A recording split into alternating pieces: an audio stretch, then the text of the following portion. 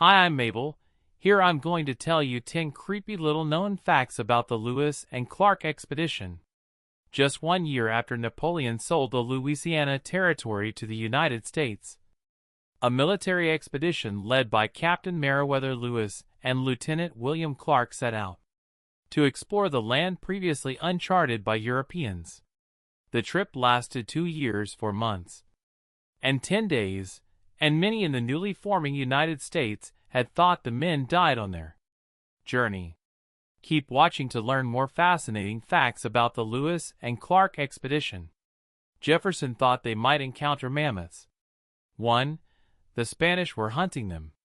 Unbeknownst to the expedition's members, Spain had issued a warrant for their arrest, as Spain disputed the Louisiana Purchase, having only just ceded the territory to France.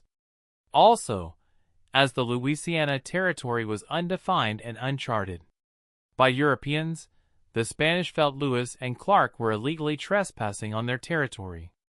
The Spanish were told about the expedition by their mole within Jefferson's administration, General James Wilkinson. While the expedition's mission was to find the legendary Northwest Passage, a water route from the Atlantic to the Pacific, the Spanish were convinced that the Americans were making a move on their gold-rich territories in the Southwest. Luckily for the expedition, the vast and wild Louisiana Territory meant they could unwittingly elude their pursuers. Clark personally owned an enslaved man. 2. Jefferson thought they might encounter woolly mammoths. Thomas Jefferson was pretty obsessed with mammoths. He may have been interested in discovering that it was actually the American mastodon, the mammoth's northern cousin, that he enjoyed waxing lyrical about, but at the time, they were internationally recognized as mammoths. He collected fossils and asked his friends to mail him any mammoth teeth they came across. And he was absolutely convinced that these huge furry elephants still roamed North America. His fascination had started when a 7-foot mammoth tusk, along with a huge jawbone, was found. Jefferson saw these massive beasts as a symbol of the strength of his newly emerging nation. Jefferson's main motive for finding a living mammoth was the work of a French naturalist, Georges-Louis Leclerc, Comte de Buffon. Although he had never been to America, Buffon wrote a scathing piece about American wildlife, and just 1 year after Napoleon sold the Louisiana Territory to the United States, a military expedition led by Captain Meriwether Lewis and Lieutenant William Clark set out to explore this vast and uncharted land. Their journey lasted 2 years, 4 months, and 10 days. During their absence, many in the newly forming United States feared they had perished. But their return brought with it incredible discoveries and stories that would shape American history. The Spanish were hunting them. Unbeknownst to the expedition members, Spain had issued a warrant for their arrest. Spain had only recently ceded the Louisiana Territory to France before it was sold to the U.S., and they still contested the deal. Believing that Lewis and Clark were illegally trespassing and possibly scouting for an American takeover of their gold-rich territories in the Southwest, Spanish authorities sought to intercept them. A mole within Jefferson's administration, General James Wilkinson, informed the Spanish of the expedition. However, the vast and uncharted landscape worked in the explorers' favor, allowing them to elude their pursuers without even realizing it. Jefferson thought they might encounter mammoths. President Thomas Jefferson had an enduring fascination with mammoths, or more accurately mastodons, the mammoth's northern cousin.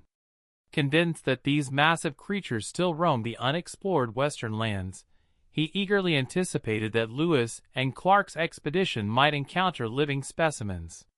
Jefferson's belief was fueled by discoveries of large fossils, including a 7-foot tusk and an enormous jawbone.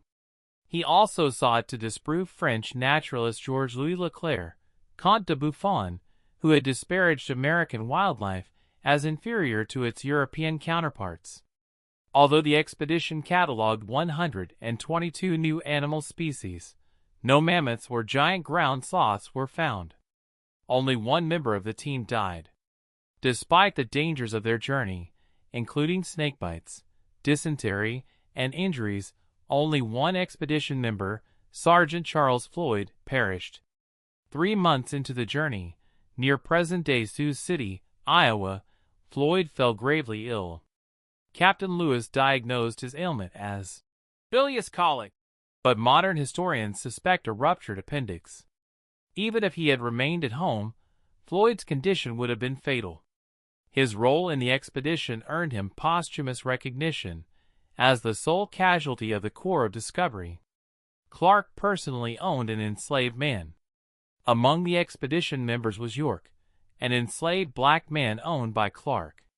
York had been raised in slavery within Clark's family and was selected for the journey due to his imposing stature, standing over 6 feet tall and weighing around 200 pounds.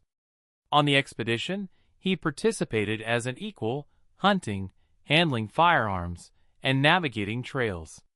Native American tribes were intrigued by York, as he was the first black man many had ever seen.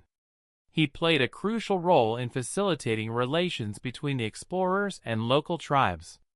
However, upon returning, Clark refused to grant him freedom, despite York's expectations that his contributions would earn him independence. The expedition was heavily armed. Though presented as a peaceful mission of diplomacy and science, the Corps of Discovery was a military expedition at its core. The team carried an extensive arsenal, including rifles, muskets, 200 pounds of gunpowder, 400 pounds of lead for bullets, and melee weapons such as tomahawks and knives. Lewis also brought an advanced air rifle capable of firing multiple silent shots. Despite being well armed, the team engaged in only one skirmish against the Blackfoot Confederacy during their return journey. Sacagawea had been kidnapped from her tribe. Sacagawea, a Shoshone woman, was taken captive at around 12 years old by a Hidatsa raiding party and later sold to French-Canadian trader Toussaint Charbonneau. When Lewis and Clark arrived in 1804, they hired Charbonneau as an interpreter, and Sacagawea, then pregnant, accompanied them. Her presence proved invaluable as she helped translate, identified edible plants, and ensured peaceful interactions with other tribes. In a remarkable twist, the expedition encountered a Shoshone band led by Sacagawea's brother, facilitating the group's acquisition of horses crucial for crossing the Rocky Mountains. Clark adopted Sacagawea's children. During the expedition, Sacagawea gave birth to her son, Jean-Baptiste Charbonneau, whom Clark affectionately nicknamed Little Pomp. Clark developed a strong bond with the child, and later sought to adopt him. Though initially declined, Charbonneau eventually moved his family to St. Louis in 1809 so Jean-Baptiste could be educated. After Sacagawea's presumed death in 1812, Clark became the legal guardian of both Jean-Baptiste and Sacagawea's daughter, Lizette. Lewis was shot by one of the expedition's members. Despite the expedition's relatively low casualty rate, accidents did happen. On August 11, 1806, Meriwether Lewis was shot in the hip by one of his own men. While out hunting, Pierre Cruzat, a nearly blind expedition member, mistakenly fired at Lewis, believing he was an elk. Though not fatal, the wound forced Lewis to endure weeks of painful recovery, lying on his stomach in a canoe. They did not accomplish their primary mission.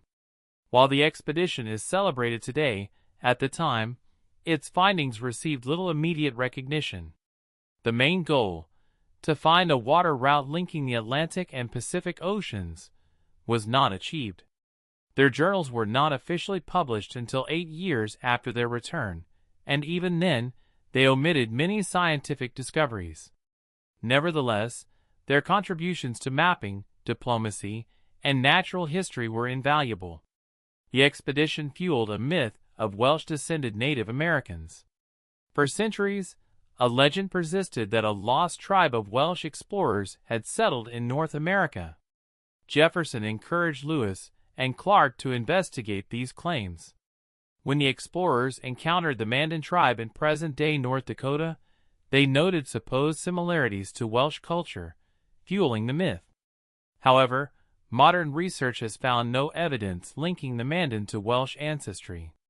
How would you like to get a deeper understanding of history, impress your friends, and predict the future more accurately based on past events? If this sounds like something you might be into, then check out the brand new story of Our World Club by clicking the first link in the description. If you found the video story over world, please hit the like button and subscribe for more videos like this.